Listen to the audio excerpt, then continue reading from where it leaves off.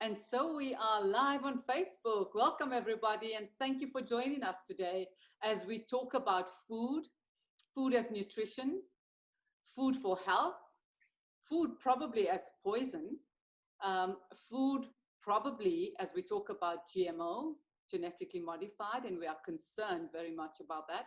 And so our guests today are, as usual, from all over the world. We have people from the US, India, Europe, Brazil, and Tanzania, which is right here in Africa. So welcome, wonderful people. And Sabrina, I'd like to start with you as you tell us a little bit about the work that you do and the importance of seed.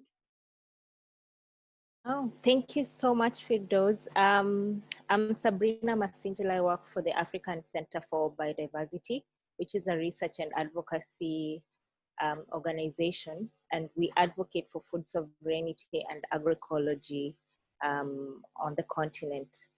And I think, thank you so much for having me on the show. My presentation is on the importance of indigenous seed and why we advocate for indigenous seed.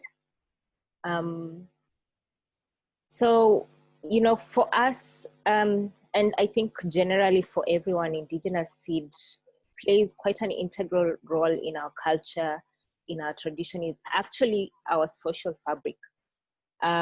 It's what brings communities together, brings people together.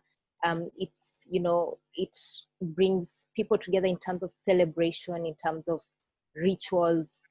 It's what makes farmers or smallholder farmers resilient, because this indigenous seed have been adapted for years and years. So it brings about that ecological dimension, the diversity dimension. It's what makes us beautiful in terms of the different diversity of foods, the seeds, the foods that we have, the art, you know, the art, when you see beads and women making beads from seed. And when I spoke about resilience, I think even with COVID, when all the seed supply, um, corporate seed supply chains were disrupted due to travel. I think, because corporate seed has to be shipped in, indigenous seed played a crucial role to feed the large populations during this time. But they are threats to our seed and crop. Particularly, I'll speak in the context of Africa. For example, cowpea, which, Africa is the center of origin of cowpea, and it has several wild relatives. There are huge, threats in terms of modifying this. There are trials in Burkina Faso, there are trials in Nigeria, and this sort of is taking away the resilience of, smallholder farmers, because, once you modify genetically modified seed, then that seed cannot be saved. It cannot be reused, cannot be replanted. It cannot, it doesn't serve the same purpose that it served before, one as it was, indigenous, as it had, the role that it played in our culture and our communities. So modern breeding and biotechnology is actually impacting on, indigenous seed and the resilience of smallholder farmers.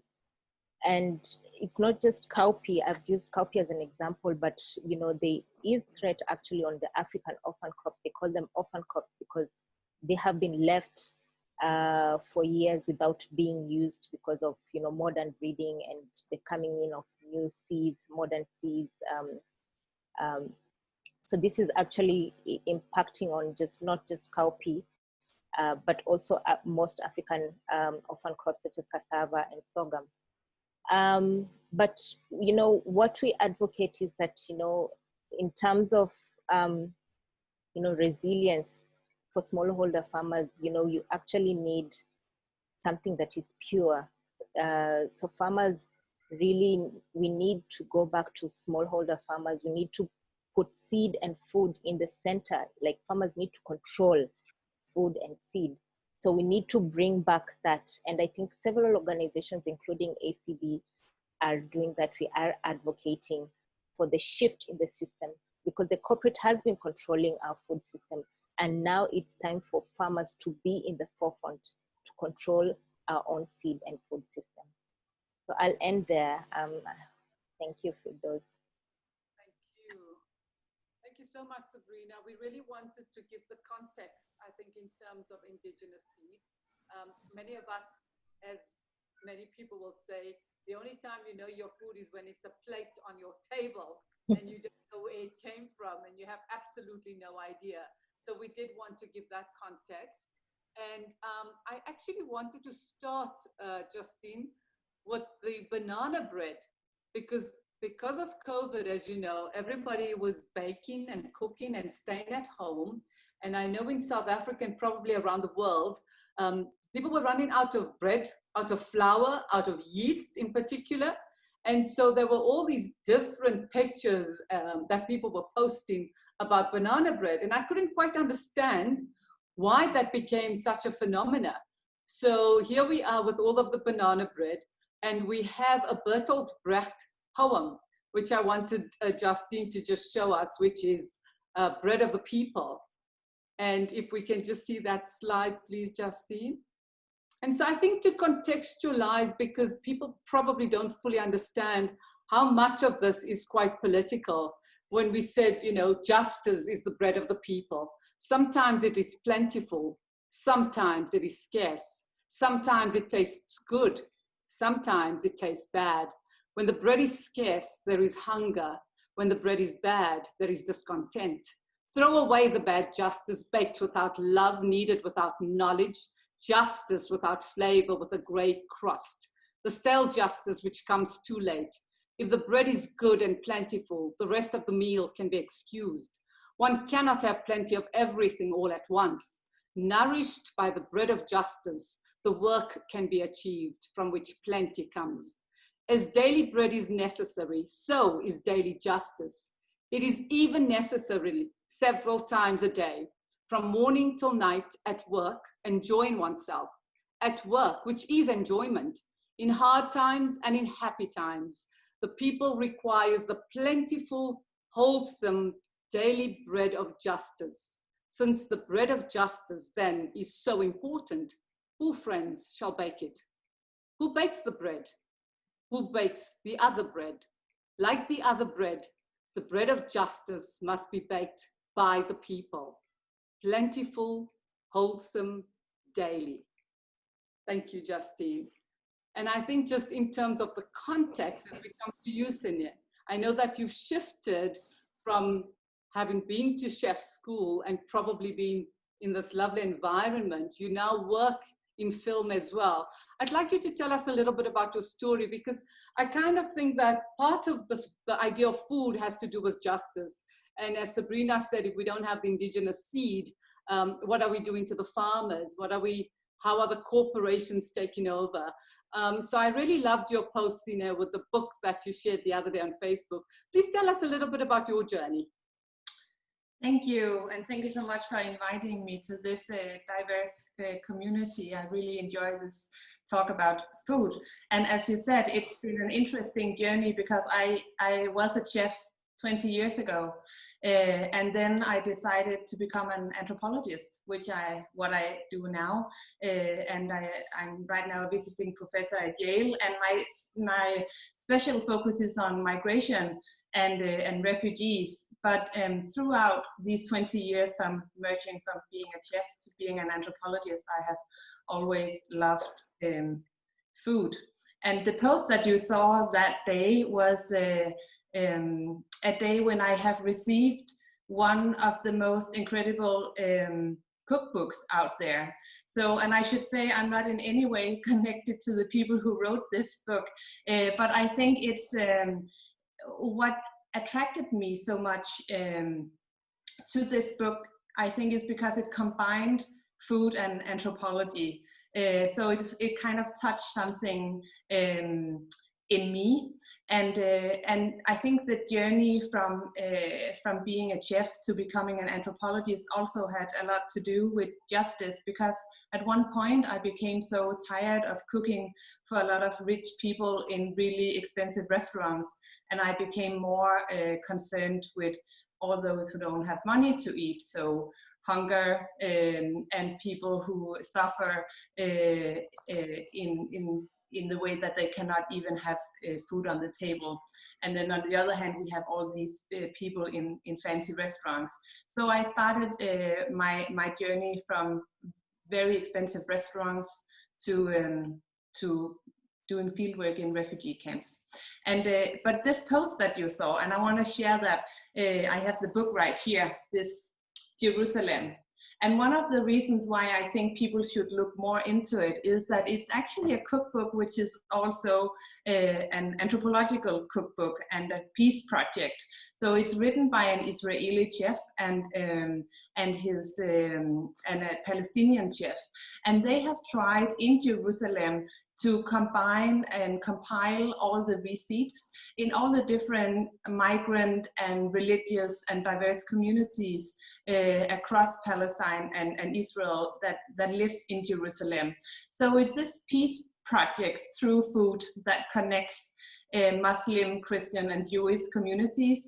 But as a migration researcher, I was also really interested in the way that migrants from Libya, North Africa, have traveled to Jerusalem, but some of the migrants from Libya have Italian roots. So they bring these Mediterranean tastes, the Italian tastes, to Jerusalem. So this journey of migrants from across the world and in this conflicted area that Jerusalem is, they manage in this cookbook, and it's beautifully written, and the food is just so mouth-watering good. I can only recommend it.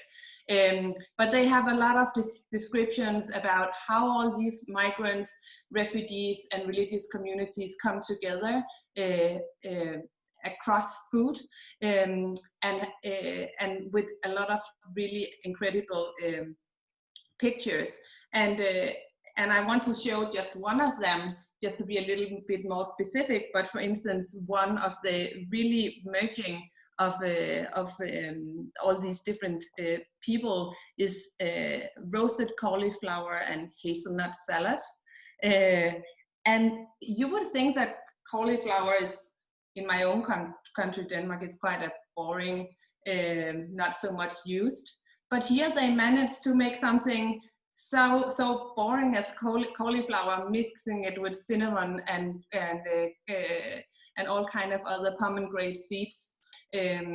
Yeah, so I think you were attracted maybe to my post because of this peace project in a simple book. You can find the book on Amazon, but as a migration and different other places, as a migration scholar, that was one of the things that I have taken with me from being a chef, is all these different ways in which that I also see in the refugee camps where I do my field work in Sicily, in Thailand, and Nigeria, where people come together to eat along the journeys, where they travel undocumented on the way to Europe or from Asia to Europe.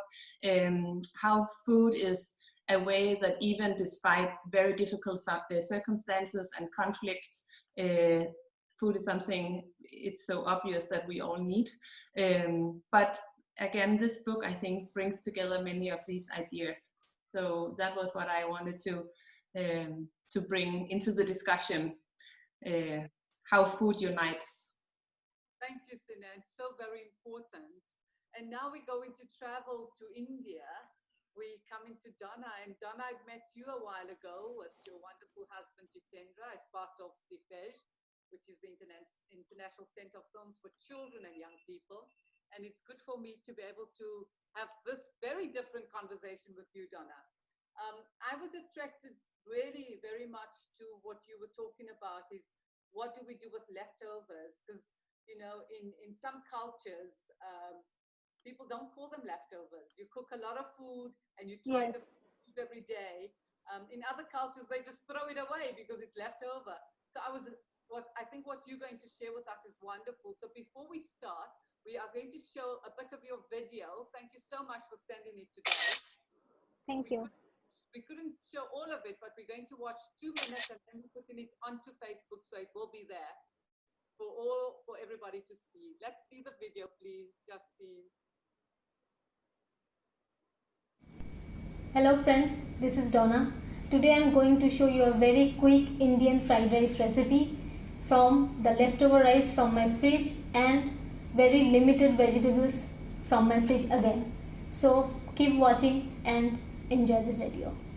Because of the pandemic situation, we are not going out of the house frequently to get our daily needs, and now I realize that I have no option to cook for my dinner tonight, and it's already 10 p.m. So let's see what I have in stock today and let's get to cooking. So we have rice, we have spring onions, this is tomato, onion, garlic, capsicum, cabbage, mushrooms and green chilies for the today's ingredients. So let's start chopping the vegetables. To start with, let's slice the onions, and here is how we can slice the onions. We will make thin slices of the onions like this.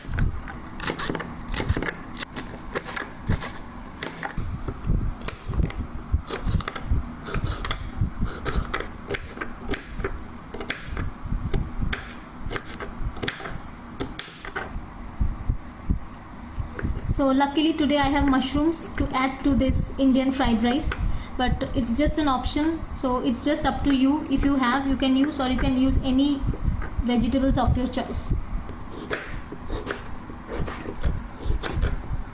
We have chopped all the vegetables, so let's start the cooking.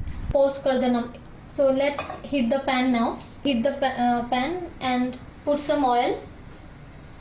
Now we are adding some cumin, since we are making an Indian style fried rice, so I always love the flavor of cumin. We are going to add the garlic now. We are not going to burn it. It will just be slightly sauteed.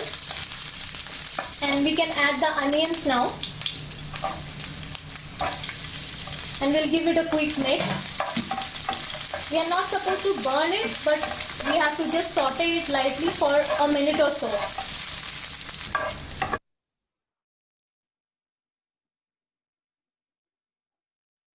Welcome, Donna. Tell us about your project, and we also have some slides that we'll show as you talk. Yeah, thank you, Firdaus.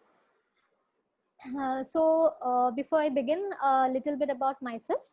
I work full-time with a diplomatic mission here in New Delhi. That's my full-time work. And I have learned the concept of zero wastage during my childhood days. It began when I was like in my teenage days, and it happened like we had our like helpers at home, like who used to be surprised like while we chop the vegetables, and like they were surprised like we threw away the skins, because they were so poor that they didn't have any other option, also to not only to eat the vegetables, but also to utilize the skins of the vegetables. So then like where I realized like the importance of like every ingredient that we have. Like sometimes we feel like this is a little most thing we have and it's not of no use, like, and it won't serve 2 or 3 people together, and we feel the think of throwing it away. But that was the time like when I realized like these poor people, the helpers, they made me realize like they use the minimum of the ingredients they have and they utilize it in the best possible way. So that was the beginning where I learned to use the leftovers. So like, and then when I moved to New Delhi, so I was like we stay and we have this difficult days of work where we don't find out so much of time to like have meals every time, cook meals every time. And we also cook, like I had the habit of cooking buying vegetables for a week or so, but preparing dinner for a day or so. And then I always reuse the like extra limited vegetables which we have and something lying around in the fridge and making a new dish from it. Also what like from staying in Delhi, I have from my own experience I have seen like there are service delivery boys, and then there are like daily wage workers who thrive for their daily meals because they have to work like 8 to 10 hours, sometimes 12 hours a day. So that time, me and few of my friends, we like discussed like what can be done about it. So what we did, like we came up to a plan, like we contributed financially together, and the busiest, we like decided for a place, the busiest of streets or a marketplace, and we hired a caterer, and like they used to cook the food and we used to distribute the on the street itself, and it was open for anyone.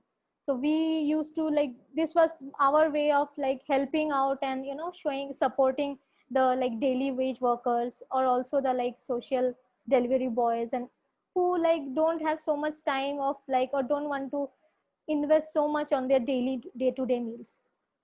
So, and during the COVID also, COVID time, we was the most learning experience, I will say.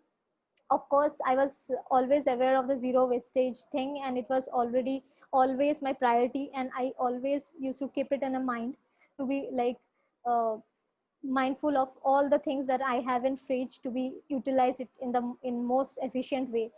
So during the lockdown, as you know, in India, when the lockdown like happened, so we were totally like restrained to very limited uh, daily needs. So I try to make the most of the dishes and most of the like food preparations from the minimal of ingredients. And also that's how I started my recent food page in the Insta page. So that's how it started, and that's my little contribution. Thank you. That's a big contribution. Thank you so very much for Yeah. telling us about what you're doing. Thanks. And now we come to Mickey in the US. Hi, Mickey. How are you? Hi, Fidos. I am amazing. Thanks for having me. Thank you. We are going to show your PDF, your PowerPoint, and walk and talk through it. So, Justin, please.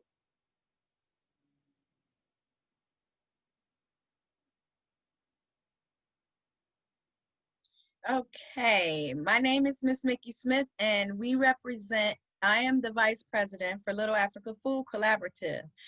Our mantra is taking ownership and feeding yourself. We came up with an emergency COVID response, and what you're seeing is our food prep kits here. We are fresh veggie meal prep kits. We did door delivery to our seniors. We were in the community teaching them wellness on how to take their food, take their fresh vegetables, and make a nice meal during COVID. We had drive-up meal distributions that we had participated in. We had fresh food delivery for various different communities. That was one of the things that we decided that was very important, is find out exactly what communities already have various pantries that they service. How can we go into these various communities and help them get the food that they need, since we had an order that they could not go to the grocery stores. They had to stay home. So we had kids that we needed to think about. So we had to make sure that we prepared fresh hot meals for some of the families. We teamed up with the Central Kinsman community, and we provided hot meals. We provided different things for them. We gave them hygiene kits. We had clothing, and we taught them how to take ownership in feeding themselves. We had seeds, as Sabrina talked about. We had different seeds for them in order to plant at home, to teach them again how to take ownership in feeding themselves. When we talk about various food issues and food challenges that a lot of our people have, they couldn't get fresh vegetables. They couldn't get fresh meal kits. So what we had to do is we had to take care of the community the only way we knew how. Just like Donna, fixing meals for them, cooking fresh meals with love. A lot of our people did not have an opportunity to have what? Have finances in order to go to the store. So we cooked. We gave them us. And in anything you do, and we talk about our community, we loved on them, we cooked for them, and we went to various communities and did this. There's a food apartheid. One of the things we talk about food apartheid, because a food desert is different. It's totally two different things. A desert is something that is just natural. A food apartheid is something that's intentional, something that is happening in all of our urban communities. So if we as a collaborative, if we don't take back our community and take ownership in feeding ourselves, then we are doing our community a disservice. So that is my presentation. And I would like to just say that we have to not allow others to feed us. We have to feed ourselves, and we have to make sure that we feed our community. And we're going to continue to do that. We started this journey 4 years ago, and we will not stop until we have our cooperative, until our people have the knowledge that they need and the know-how, how to grow the food, what is good soil. They could grow the food right in their backyards. They can, you know, we got a lot of lawn here in the US. They got a lot of greenery, and the greenery should be used to grow food, not just to say you have a nice green lawn. So our mantra, again, is to take ownership and feeding yourself. Thank you so much. That was excellent. Thank you. So Mickey, you know, I never told you, but I went to Ohio University. I did my master's there. And Oh, OSU. Hey. So I do know Cleveland, Ohio. Bitterly cold when I was there at some points, but fantastic. That is amazing work that you are doing. Thank you so much for sharing. Oh, thank you for having us. And now we come to the only, I was saying, I don't know if it was the rose amongst the thorns or the thorn amongst the roses, but we want to thank you, Celco. You're all the way in Brazil, in Sao Paulo, and you've been extremely busy because your work is in a totally different space, from events to big events. Please tell us, how has COVID impacted your work? And you also have a presentation, I think, right? Yeah, sure. I've actually managed to send some pictures of my work and some things that I'm kind of focused and I'm supporting here in Brazil. Well, briefly, I've got like 25 years experience of chef, which started in Europe during like a 1-year trip. And I became enchanted with like food for some reason. And then from then on, I never stopped cooking. And then I traveled sort of, you know, many countries in the world, and then working in different restaurants and stuff. And after many years, I decided to come back to Brazil, and I said, oh, you know what? I'm tired and I want to set up my own sort of events company. So I can cater for, you know, people that I know and even like for family and stuff, and basically sort of trying to discover this cooking here in Brazil, which is such a huge country, and we have amounts and immense numbers of like different vegetables and produce that were until like very short time ago were not much talked about it. So now there's this sort of how can I say, rebirth of the Brazilian cuisine. So we're using a bit like Mickey said, using like seeds from, you know, from back in the ancient things that they're not modified, and we are supporting like the local producers, the small producers that were very you know affected by the COVID. Here you have like some urban green spaces where this is all sort of, you know, we as chefs in Brazil and in São Paulo specifically, we are, you know, supporting them, these local communities. We can produce organic, you know, tasteful food for, you know, for whether a bar, restaurant, or for my company or small companies. So there's this big chain where you all help each other. Back to the COVID, like you asked me beforehand, we for the first 3 months, it was just appalling. You know, we've seen all the shops shut, people sort of vaguely walking on the street, like barely with no food to eat and stuff. So during that time, I'm also sort of volunteered myself, and I start preparing food on meals and then on wheels, and then we start to like giving to these people in need. And so this was very sort of rewarding for us, you know, for me, my girlfriend, and which she also cooks, and other friends of us, which are, you know, the least we can do is just to help other people, especially on this time, you know, the needing times.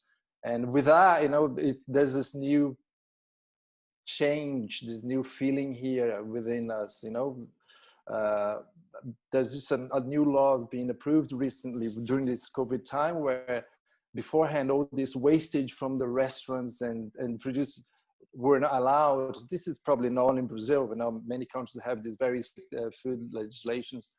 And from now on, we can actually sort of gather at the end of the day or the night and take to these local places where, you know, they get distributed to people in need. So this is quite a rewarding thing for us, you know, because it's not all about money. It's not all about, you know, food has to be, it unites people. Food it's a beauty thing, you know, even from the natural produce, whether it's transformed into a beautiful place or just a nice, effective food from the family. You know, I think this is the power of food that we have to do, you know, and to enjoy. Within those pictures you saw that, I don't know if there's one, I wasn't sort of paying attention too much, but like I said, there's this new school here in Brazil where there's about like 10,000 different species of plants that are sort of edible, but they're not on the staple diet. They're not in the interest of the big supermarkets and the big food chains, where you can actually just walk on the street and, like, you would say this is like a shrub or like some piece of bad thing, and they are really nourishing and flavorsome. So this kind of thing, we are actually taking it back into our menus and spreading the news, you know, to the people to get to know that, and they say, you know, that little flower that you thought it was like poison or something, this is actually very good for the salads, as you probably saw some of the plates where I plated there. So most of my stuff, it's focused on those, you know, ingredients, those, so we can actually share, and we can actually give something to the others, you know, in terms of knowledge. Thank you so much. Those were really mouth-watering and beautiful. Thank you. To show you a surprise. Can you please show it, Justine? Do you know those? Yes, I do. So I was in Brasilia, last year, I think it was. And Sabrina, these are from the Amazon. So all of the seeds from the Amazon made into jewelry. Beautiful. Amazing. I regret not buying any. I think I was overwhelmed, and then I thought, no, I shouldn't. And now that I'm at home, I feel like I should have. They're absolutely beautiful. So Sabrina, thank you, Justine.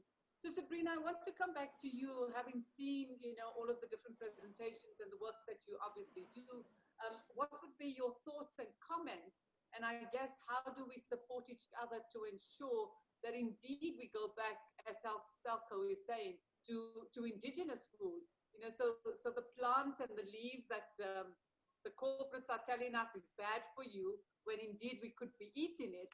And I know that's a lot of the work that you do at ACB in terms of educating farmers, looking for partnerships, ensuring indigenous seed, you know, the anti-GMO. So I hand over to you, Sabrina.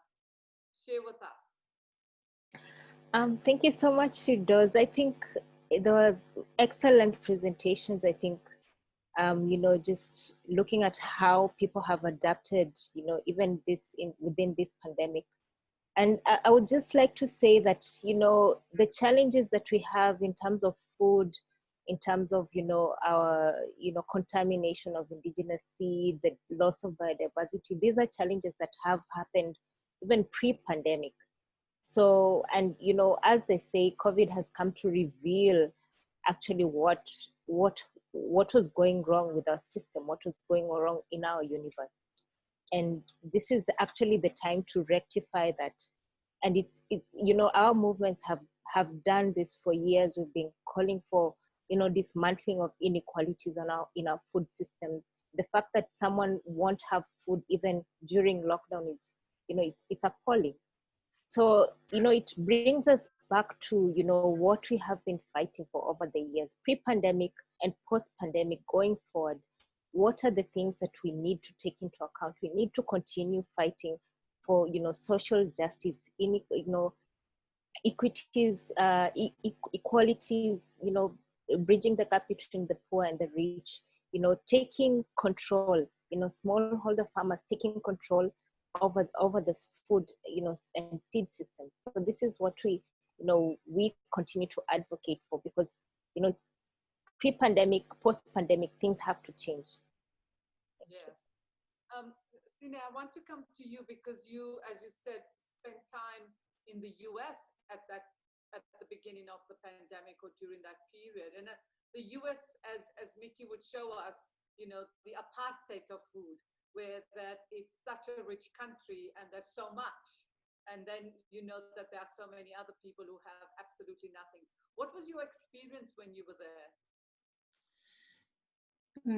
I think just as you were talking, Sabrina, on who has access to food, and as many of you mentioned, also you, Miki, working in the US, I think what I thought was most telling in the everyday life was that when the school lockdowns came in the city where I was living, which is New Haven, where the Yale University is, which is a very segregated city, so there's really very rich white neighborhoods, and then there are African American communities that struggles with many different issues, and then there are kind of middle class white African American and other diverse communities.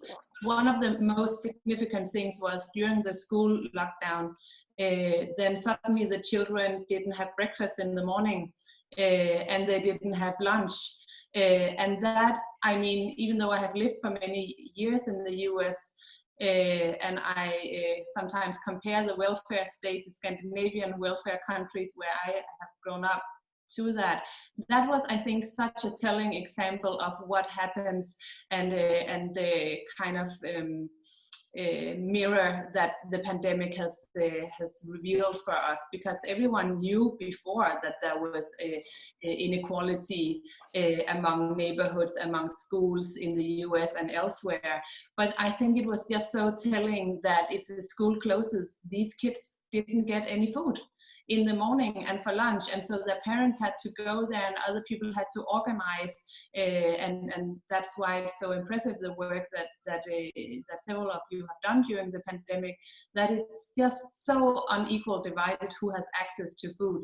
And I think that was one of the most, not only that, also like more not related to food, but people wouldn't have laptops, they wouldn't have Wi-Fi, all basic things that were just assumed that, oh, we can close down the schools, no problem. But then all these problems came to the fore, and you can only hope that it revealed the unequalness, that, and then something might change. That might be too hopeful, but I think that was very telling. We had a similar situation in South Africa because many of the children actually eat when they're at school. And so once the schools were closed, they were not getting their meals. And then they had to rethink as to whether the children should go just to collect food. Exactly. But there's a transport problem because there's a system that takes the children to school. So it all almost fell apart. Yeah. And so I want to come to you, Donna, because you're saying that you managed to assist people in the communities, you and your friends, as you, almost the way that Celso is doing it, kind of Meals on Wheels, but you created the space where people could actually get food. Is that what you did? Yes, it's what we have been doing since last 2 years. Initially, we started with twice a month, and then it gradually increased for 4 to 5 times, sometimes 6 times, depending on the schedules, because all of us are working, and the most available time we had to fix the time and we had to do. So during the pandemic, when this pandemic started, the lockdown was announced in India. So our hands were tied, but we still wanted to reach out those like people, like how we can help those people. So what we did, like we had like connections with many like social development organizations, and also like many friends across India, over like staying close to like rural villages. So also like we have been discussing, and I have been hearing like there is this midday meals were provided to like school students in India as well, in the rural areas. So what we tried to do, like since social distancing was mandatory and we could not like do that like meal on the streets anymore, so we reached out like through the NGOs, through the social development organizations, some corporates, and like we tried the maximum possible way to like contribute and like make that happen. So we could help like many like rural areas, kids from rural areas, I will say. And this and one thing I noticed, like in India, the government has been like working and like helping and like bringing out like very new means to support the poorer mostly, and reach out to the rural areas mostly. So because the urban areas people are at least like have their minimum amenities, but the rural areas who were already dependent on the midday meals, and also like of getting the usual like government, who already were having the uh, usual government schemes and having the rations and all daily needs from the government, so their hands were tied. So the government like had introduced many like small grassroots level NGOs who helped in like distributing this to the rural areas. Also the basic like COVID-19 medical kits also, including food of course, but that was the additional part. Thank you. So yeah. Mickey, in your case, where did the funding come from? How was it possible for you all to support each other in the way that you did? One of the things was a couple organizations, the Sister Charity Foundation here in Cleveland, Ohio, and the Cleveland Foundation.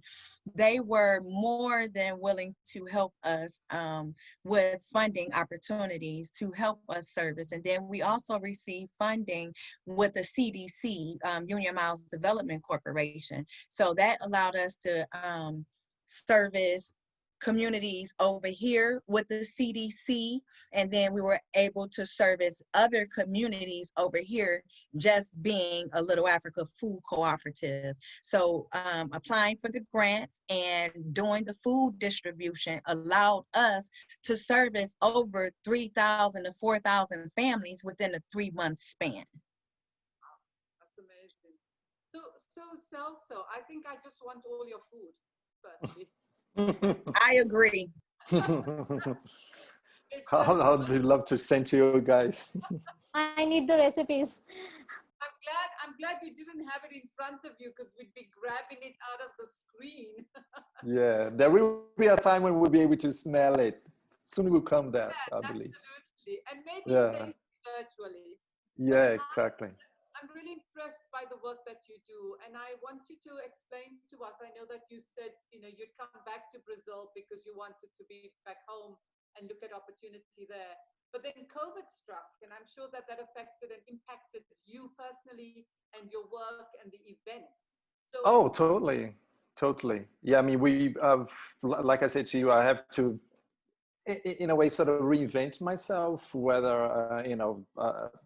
I had to prepare to sell food in a different way. And in fact, because most of the places were shut down or shut because of the pandemic, people didn't have time to cook, or not even time. They didn't know how to cook, because here it's just like a manic town. People just work.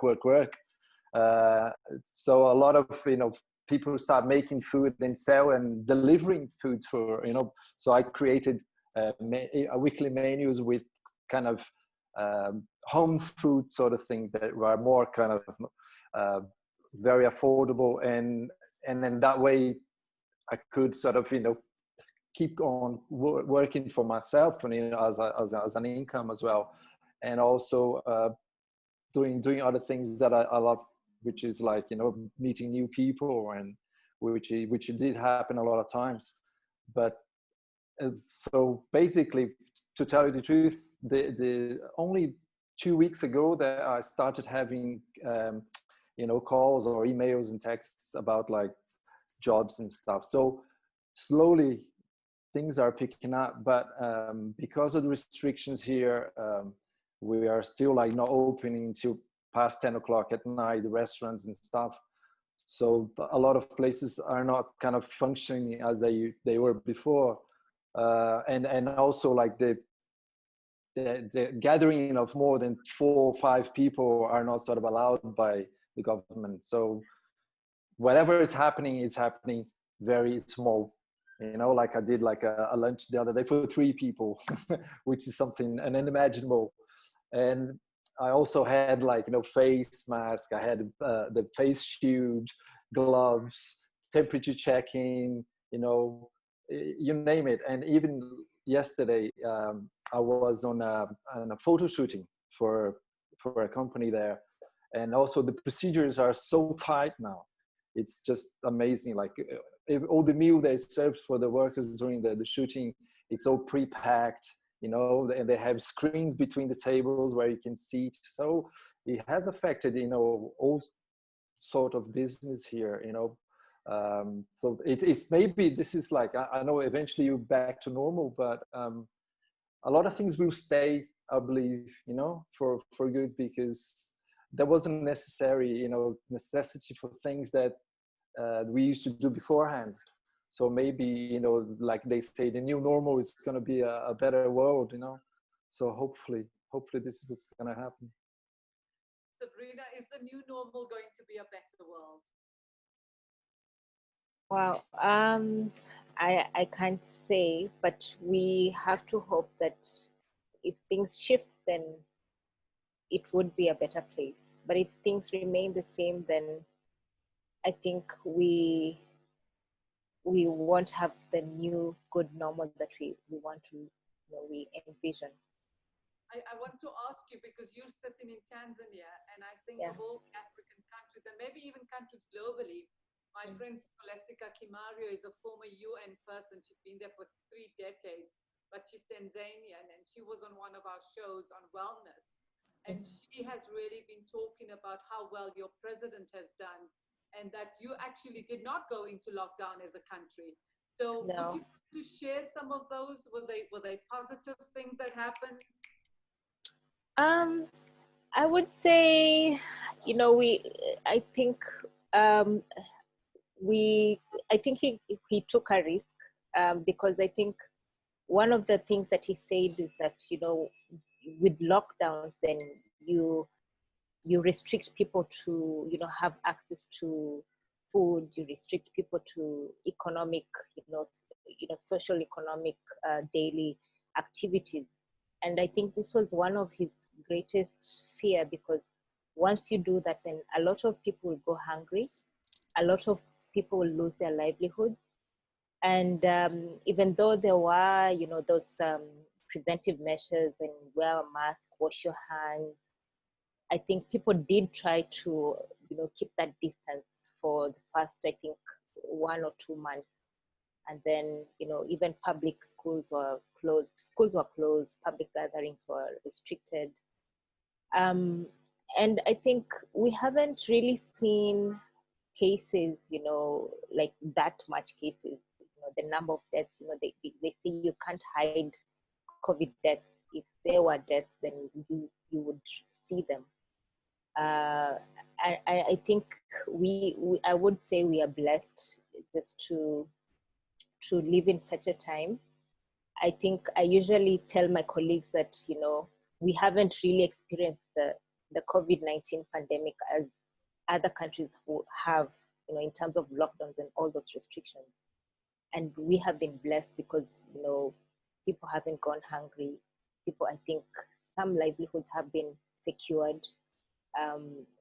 So I think that has been our experience. And for me, when you say a new normal, I look at it at a global perspective, but not as a local perspective, because what happens globally definitely affects you at the local, you yourself at the local level. And definitely things have to shift globally, so that, you know, changes can happen even at the, you know, national level, at the local level. Sina, how are things in Denmark? Did you have a complete shutdown? How did it work there? Yeah, we had a complete shutdown, and it has been interesting for me to compare, because I was stranded in the US, and then I arrived here, and during the summer it was possible for us we didn't have any masks, the lockdown was opened, and everyone was having wine and food outside and enjoying the entire summer. But I was like, it seems like people are kind of bored with the pandemic. They just don't want to deal with it anymore. And when I just came from the US, I was like, this is not going to work, because the pandemic doesn't care about us being bored and that we want to have food and have wine and enjoy ourselves. So in late August, the numbers started to increase, and now everyone is sent home from work again. The increase is just staggering, like all around Europe. So we very much mirror Europe. And I think what is interesting is actually that people want to go back to enjoying themselves, and food is very much a big part of the opening, and the entire discussion conflicts about whether we should be able to go and have food and be social. And it seems right now that that is actually one of the main contaminating the social gatherings and food. So I think that's a big learning experience in that. What should we do with that fact? Certainly that is what has happened here. Our need to be with other people and share food has also been dangerous in the past months around Europe, where people insisted that they wanted to go out. Yeah, so in South Africa, our lockdown was really very tight, and in fact, they didn't allow people to have alcohol at all. I didn't know that we were one of the countries that I think consumed so much alcohol, which led to quite a bit of gender-based violence and accidents and so forth. So complete shutdown. And it was amazing because firstly, you had children saying, oh, thank goodness our parents are now at home. And so, you know, the money is not being wasted, as it were, on alcohol. And then as soon as it opened, the lines, the queues for people to buy alcohol was phenomenal. It was quite a surprise. But you're right, I think it is about people wanting to mix and mingle and be together. And in a way, that's one of the ways in which people do that. So if we were, usually as we come to the end of the show, I allow everybody to say their last sentences or last words, but I also would like you to tell me what F stands for, because our show is the F show, and it's the F show because of my name. My name is Firdaus. But I usually say F is for freedom. So I'm going to start with you, Mickey, and your closing remarks, and then please tell me what F stands for. F is forever. And food is forever. Food is forever. Yes. What about you, Donna? So for me, F is for freedom. Like you said, I totally relate to it. And it's about like freedom, enjoying your life, and life beyond pandemic, waiting for a positive future ahead, the new normal. I expect the new normal to be like free. Okay. So F for freedom. F is for freedom. And what Yes. about you, Sina? I think F is for fighting for food. And I also think in the new normal that, or hope that in the new normal that we will take some of all the learning experience that you have all worked on with us. I think it's a very personal journey and a collective governmental and global journey. It's something that we do inside of us to decide what kind of life do we want, what kind of food do we eat, and how do we want to prepare it, and even get the food, where do we want to get it from. But that's also global political decisions. So it's an individual and global thing, and we should fight for that. So F for fighting. And do you think we will do that shift, Sine? Do you think globally there'll be that shift around food preparation and food availability, food security? I mean, when we look through history in a more anthropological perspective, humans are not very good at learning. And we have had pandemics and wars and conflicts before, and then we go back not to normal, to something else. So we will see what we bring with us forward, but it needs a lot of hard work and continuous pressure on our government and moving it away from our individual desires and taking it up to a political level to make it happen. Sabrina. I've run out of F words. If food sovereignty, it's 2 words, but I would say food sovereignty. And yeah, I think I agree with Sena. I think we need to focus on food sovereignty so that, food is controlled. We decide what we eat, and power has to shift, for a new normal to be a new normal. I'm leaving it to you, Salsa. What do you think? What is F for? And what are your final words? It could be for fun, but I mean, at the same time, there's some terrible times for, a lot of people. So at this time, I would say food is for famine, where people shouldn't pass, shouldn't have time to access food. And, so many people don't have access to food and suffer. And so me that work within the food industry, to do whatever I can to bring food to these people in need, and you've seen all over the world, there's a lot of food for everyone, but somehow it doesn't get to everyone, and this is a main thing. So I think if each and every one of us do something, the world would be a better place. This is the thing. So why was everybody making banana bread? Probably because it's easier than any other bread. Is it really true? Is that true, that it's just easier? I think there's also a nostalgia to it, a longing for your childhood and this smell of, being at home. And there's many things going into cooking your own food, which has to do with long forgotten memories that it brings to the fore. Donna, do you make banana bread in India? Yes, of course, we do. And also it's much loved around the teenage kids, and also every family they enjoy a banana bread with the evening tea or coffee. My mother used to make banana puri, but the banana puri has nothing to do with bananas, as you know. Sabrina, did you want to say something?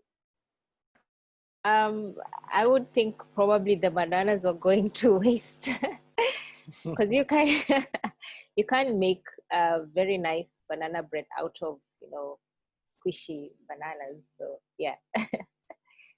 Yes, every week my daughter tells me to keep the bananas for her because she wants to make banana bread. But before she can get them, we've eaten them, because you have to wait till they really overripe. Totally. So everybody, I'd like to really thank you for your time, for sharing with us such a diversity of views and projects and ideas on food security, food sovereignty, about ensuring, I suppose, that we need to feed the people, bread of the people, bread for the people. And thank you for the work that you do in the way that you are feeding, I suppose, physically feeding people, but feeding our souls and feeding all of us with your love and the work. Thank you very much. Good night, goodbye, wherever you are. Thank you, everyone. Thank you, Firdaus. Thank you. Please keep watching the F show, everyone, all the live audience. Thank you. Yes, thank you, to everyone. everyone. Bye-bye. Thanks. Bye-bye. Bye.